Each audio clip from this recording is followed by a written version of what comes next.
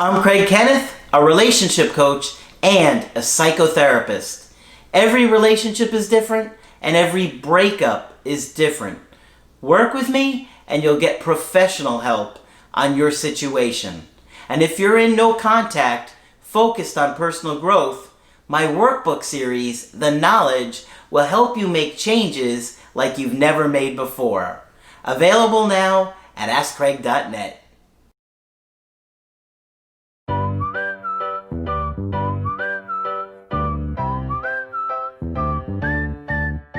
Hi there, I'm Coach Craig Kenneth. I'm Coach Margaret. And today we're going to be talking about the pursuit of happiness. Not an easy subject, is it? Not like you'd think it isn't. No. Really? No. People don't really think about happiness that often. They focus on kind of certain things that they think is going to make them happy. Like one thing to the next, like, oh, I'm really hoping this is going to happen. That'll make me so happy. Then either you get it or you don't. You get it. And even if you do, you're still only happy momentarily. Temporarily. And remember, it's even in the Constitution of the United States. We have a right to life, liberty, and the pursuit of happiness. Yeah. And we all pursue it as best we can. You know, one of the reasons people, or maybe the main reason people leave a relationship is because they're not happy. Right. But it's not easy to look at the situation sometimes and understand it, because there could be a lot of things going on with your partner that they were unhappy regardless of you. Right. And you hear many times when people say to their partner, you deserve to have someone who can make you happy. Yeah. I can't do it.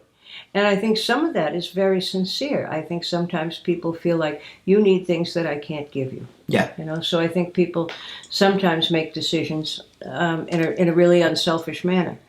But I think that most of us, from all that we've learned and read and shared with you, that from babyhood, we have a wish to attach. Sure. Okay? Yeah. And I think when most people think about being happy, they think about having attachments. I agree. Yeah, they think about a partner and love and companionship and possibly children and all those things. And the big thing for me is feeling connected. That's right. Feeling connected to somebody. Right. And, you know, one of the things that we're always trying to teach is how mental health and your own mental health is going to be directly correlated to how much closeness or how much you can connect. Right. Right? Because if you're anxious, it keeps you from being connected to somebody because you're focused on the present or in the past. Or if you're depressed, it keeps you from being able to be present with your partner. And to enjoy things together, right? And so there are so many reasons that are going to keep you disconnected from your partner, both you and them. And that's why we're always telling you guys to do the work, to work through your own personal issues, to learning about the things that may be setting you off or keeping you from being connected to your partner. Because if you can at least cut down on the things that keep you disconnected from them, then they're not going to sit there and blame you so often or have so many things to be angry or frustrated with you about. And then we hear people say, well, I've been unhappy for a long time. Well, did you tell your partner? Well, no. Yeah, people don't know how to be happy. No, I don't think we do know. There's a whole field now called the science of happiness, but I don't know that they have an agreed upon definition. I will look that up, as a matter of fact. We'll see if they have an agreed upon definition. There are books written on happiness, but I don't think we have a unanimous agreement on what it really means. Yeah. Yeah. You know, it's tough because a lot of times our partners leave us. They say, I've been unhappy for a long time. And then you think about it and you're like, yeah, but I was unhappy for a long time too, but I didn't break up with you. Right. But neither of you communicated it to the other.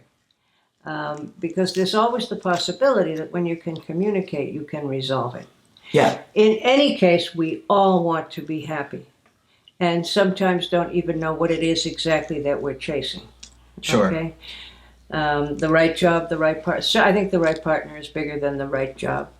And for many of you, you may have been in a situation where your partner is saying or that they think that these new people that they meet, if they met somebody new, is going to make them happier than you. And when they meet somebody new, they get all those new chemicals all being those released. hormones saying, "Isn't this wonderful?" Yeah. And a lot of times the person doesn't wind up being a great partner, because it's only the initial chemical reaction that they're responding to, Yeah. and then it falls apart. Right. Right. And then they're very sad that they have broken up with the person they left and may reach out again at that point. Yeah. Right. Absolutely. So, we're all continually thinking about things that are going to make us happy. And as you reflect on your relationship, many of you will feel guilty because you're going to sit there and say, well, my partner asked me for this and I didn't do it. My partner asked me for that and I didn't do it. I was selfish, I was lazy, and we start to really scrutinize everything that we've done.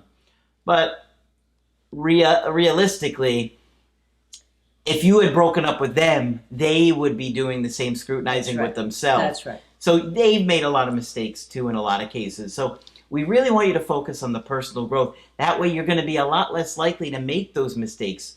But incorporating those skills long term is not easy. That's why I tell you guys, put yourself on probation for a year. Mm-hmm. But one of the hard things to accept, I think, is that a lot of times when people get into a relationship with you, they haven't said, we're going to do this for the rest of our life. They just said, yeah, I like you too. Let's be exclusive. Yeah. And they're caught up in the present moment. So a year later, 2 years later, 3 years later, they're like, we haven't been happy in a year, or we haven't been that happy in a year, and I'm tired of this. I want to go off and see what else is out there. See what else is out and there. then it's just devastating. Right. Yeah. So it's a struggle to see that, because everybody has the right to be happy, and unfortunately, they don't have to give us another chance if they don't want to, and it's really hard to accept that. Yes, it is. And the other thing we want to point out is that how many people do you know who say they're happy? Okay? Yeah. There are a few, always. But overall, if you took a giant poll, I don't think that the greatest number in the poll would tell you that they were indeed happy. Yeah. So with that in mind, someone has suggested a spoof diagnosis on happiness. Okay. Okay, now we work out of a manual called the Diagnostic and Statistical Manual. Mm-hmm. And this is a proposed diagnosis to put in that book, and it's perfect. The format is perfect. So I'd like to share it with you if that's okay. Okay. And this is from the book? I'm going to talk about the book. This is a book called Maybe You Should Talk to Someone. I don't know if you can see it. Mm-hmm. It's been on the bestseller list for about a year. Mm-hmm. The woman's name is Laurie Gottlieb, and she's a therapist in New York. And I read her book in 3 days, all 400 pages of it. And it's excellent. And I would recommend it to you if you're interested. But I'll say more about it in a few minutes. Okay. Right? I just want to read you our proposed diagnosis for happiness. Okay.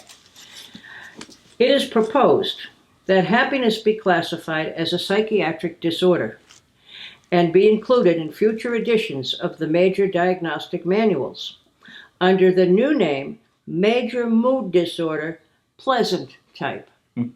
Okay? Yeah. In a review of the relevant literature, it is shown that happiness is statistically abnormal. Okay? Consists of a discrete cluster of symptoms, mm-hmm. and is associated with a range of cognitive abnormalities, like obviously you don't know how bad it is, and probably reflects the abnormal functioning of the central nervous system.